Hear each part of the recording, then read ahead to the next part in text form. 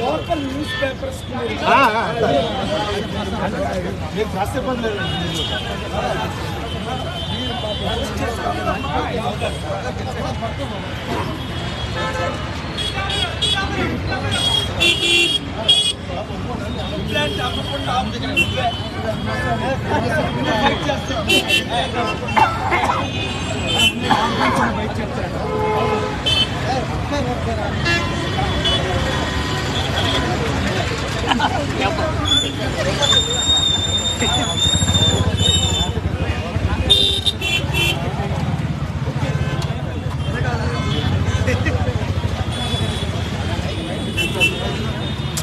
సరే సరే సరే నువ్వు ఆ గొడ్డలు తీసుకుని రా మాకు ప్రోటోకాల్ ప్రకారం ఇలాంటి ఆయుధాలు ఉండకూడదు కట్టబడ్డాడు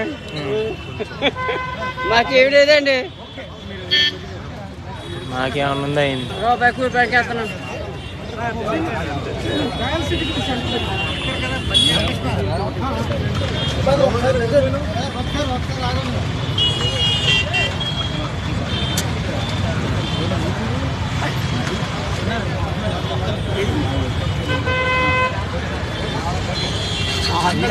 శుభాకాంక్షలు నేడు మన రాజురాట రాజురాట అదృష్టం కానీ ఒక సాధారణ వ్యక్తి స్థాయి వ్యక్తి మన మధ్య అదృష్టం మరి కేఏ పాద గారి భీమిలిలో విశాఖపట్నంలో గాజాపురం పేద ప్రజలకి దుప్పట్లు చోళ్ళు పంపించారు. ఇది ఏ పార్టీ కూడా ఆలోచన రాదు, ఎందుకంటే పేదవాళ్ళు బాగుండాలని ఏకైక ఆక్షిస్తున్న కేఏ పాద లైవ్ నడుస్తుంది.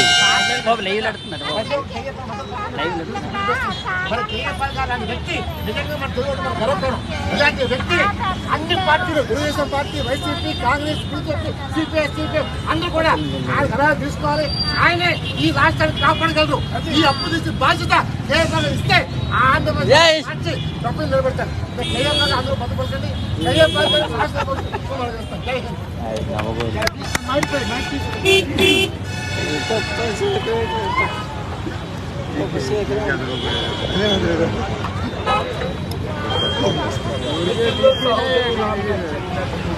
రాష్ట్రానికి అప్పు 12 లక్షల కోట్లు. మనం ఇలాగ వీటిలో నడుచుకుంటూ వస్తుంటే కొన్ని వందల మంది ఈరోజు అనుకున్నాం కదా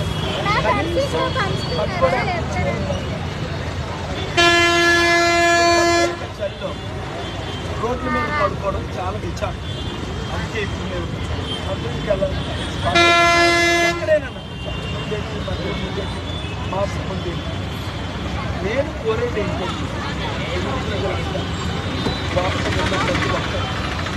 ఘాటు వర్క్ సాయంత్రం 6:30 అయినప్పుడు ప్రతి ఒక్కరిని ప్రేరేపించాలి.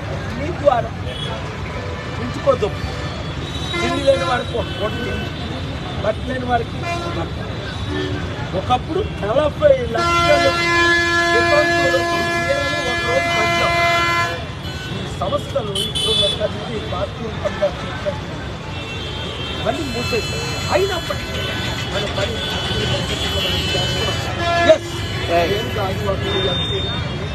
నిలబడుతున్నాను. గెలిస్తే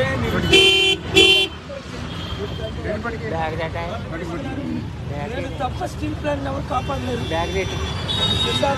కానీ లేకపోతే అదాని దగ్గర నుంచి కానీ అంబానీ దగ్గర నుంచి మోదీ దగ్గర నుంచి వీళ్ళందరూ చనిపోతారు.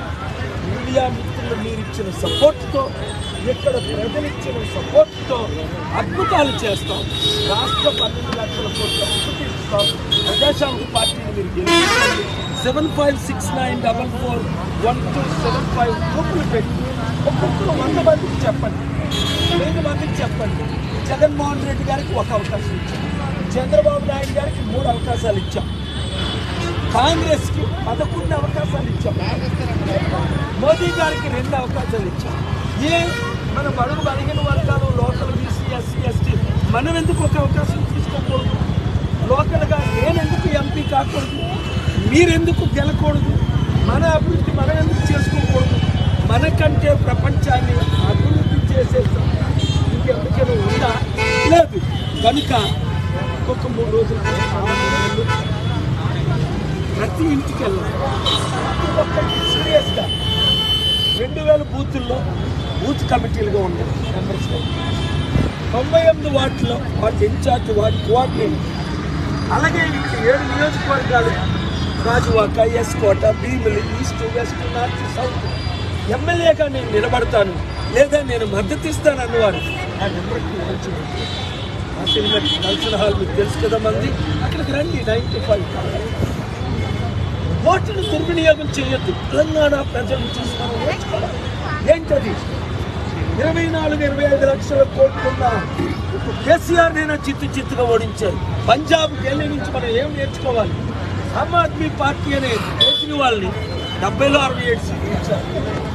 ఎందుకు మనం అభివృద్ధి చేయగలం కానీ ప్రతి ఒక్కరు 100 మందికి చెప్పండి, 1000 మందికి ఎక్కువైందా దుప్పట్లు లాగేసుకుంటా చదువుతున్నా అనుకుంటుండో. పాలన రావాలి, పాలన మారాలి. ఒకటి ఇప్పుడున్న అన్ని పార్టీలకి అవకాశం ఇచ్చారు, సపోర్ట్ చేశారు, మీరు మద్దతు ఇచ్చారు. ఏమైంది?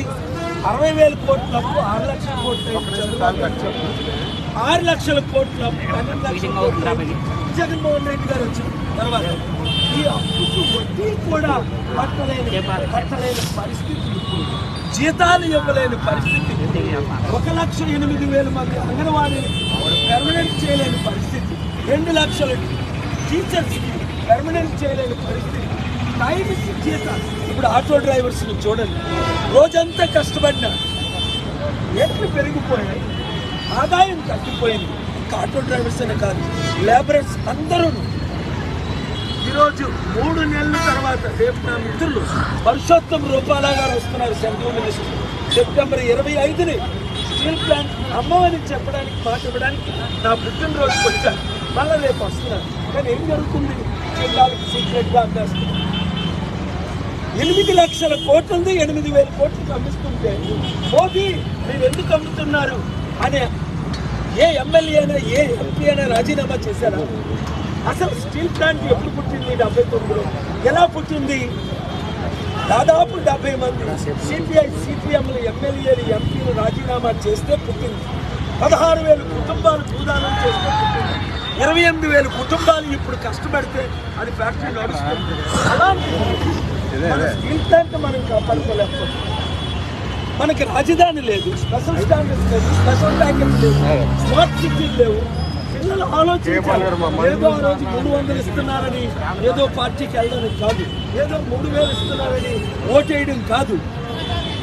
నేను ఈ నాయకులందరికీ 100,000 కోట్లు ఇచ్చాను, ఇవ్వగలను, తెచ్చాను, త్యాగాలను చేశాను, చేయలేదు. మరి ఎందుకు వీళ్ళు ఆపారు నన్ను? మనం బాగుపడకూడదని. మన వంటి ఎవరు?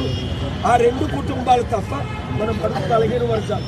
నేను బీసీ, మనం 60% ఉన్నాం. 12 మంది ముఖ్యమంత్రులు రెడ్లు అయ్యారు, 5% ఉన్నారు. మన బీసీ మొత్తం ముఖ్యమంత్రి అయ్యారు.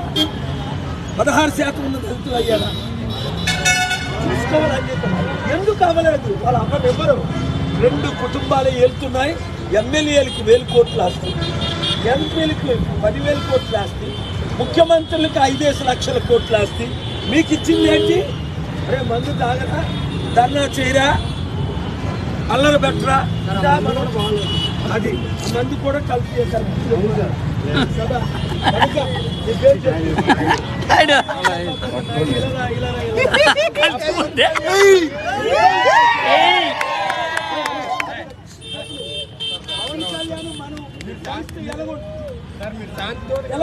ప్రతి ఒక్కరు కనుక్కొని పోవాలి సార్. Thank you. అదే చెప్పాను, బీజేపీ వాళ్ళు వద్దంటున్నారు. అమ్ము హలో అమ్ము చెప్పమ్ము. గాజువాక ఇక్కడ బ్లాంకెట్స్ పంచడానికి వచ్చారు పేదవాళ్ళకి సారు, అనుకొని వచ్చాము. నైట్ 7:30 అలా అవుతుంది. ఎక్కడున్నావు? ఓకే వస్తాను, ఒక హాఫ్ అన్ అవర్ అట్లా పట్టింది.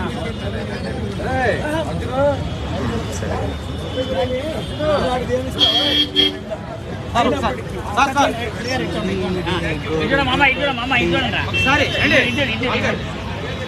చీరలు తెచ్చాం, అది మరి ఏ బండ్లో ఉన్నాయో ప్రాణం మిస్ అయిపోయింది. ఏది మీరందరూ మంచి కోరుకోండి, మార్పు కోరుకోండి.